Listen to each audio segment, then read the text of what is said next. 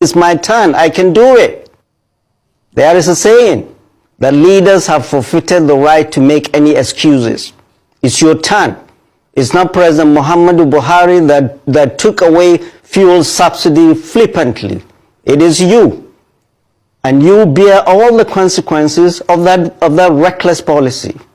So, it is you that we and God Almighty will hold responsible for whatever happens secondary to all your policies. It's not President Muhammadu Buhari or Jonathan. You can do it. You said it's your turn. Now do it. Leaders have forfeited the right to make excuses. And the way they are going about it, they are doing nothing. Let me tell you, it is the cause, it is the reason is inflation. It's not because there is no food in the market. It's inflation. When this party came in 2015, a bag of rice, 50 kilos of rice was 7,500. Yesterday I went to the market, it was 70,000. Maize, 60,000. How much is the minimum wage? 30,000. How much does a soldier in the war front earn? 50,000. How much does the police recruit earn, constable earns? About that. They cannot even buy rice. 30,000 in those who work. What is the percentage of Nigerians that work? So, Mr. President, sit up. This is no time for excuses. Leaders have forfeited the right to make excuses. And the way they are doing it is, they're thinking of price control. They are thinking of busting warehouses. Hello, I'm old enough to have seen 14 administrations. Clearly, from that of General Yakubu Gowon to currently President Bola Ahmed Tinubu. We in 1984, I was a young doctor, 2 years out of medical school. President General Muhammadu Buhari followed the same thing. Price control, busting warehouses. Where did it take us? They haven't learned anything in 40 years.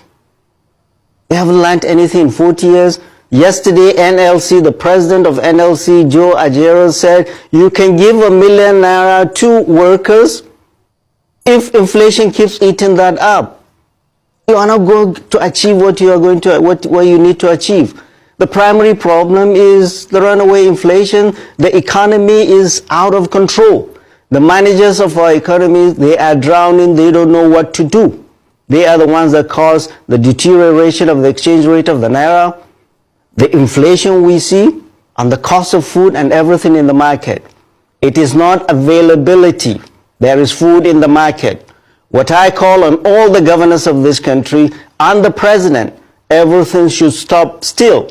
This is no time to build bridges or flyovers. This is the time to open the treasury and buy food and give food to the people and subsidize food. The only way you can crash down the price of food is bring down inflation. But these guys don't know how to do it. But flood the market with subsidized food. I lived in the United States forever.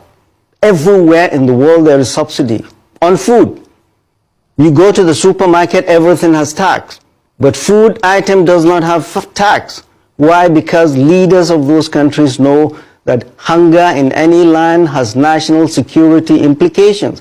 But apparently, the national security team of this president and the president himself do not see the national security implications of hunger in the land. There is food in the land. The state and the federal government should open the treasury, buy food, import food, ship food into this country. There is an emergency, and feed our people. Their salaries cannot pay for food, cannot pay for rent, cannot pay for school fees. People are dying in the land. They are here in Abuja buying SUVs. With our compliant National Assembly, that says nothing.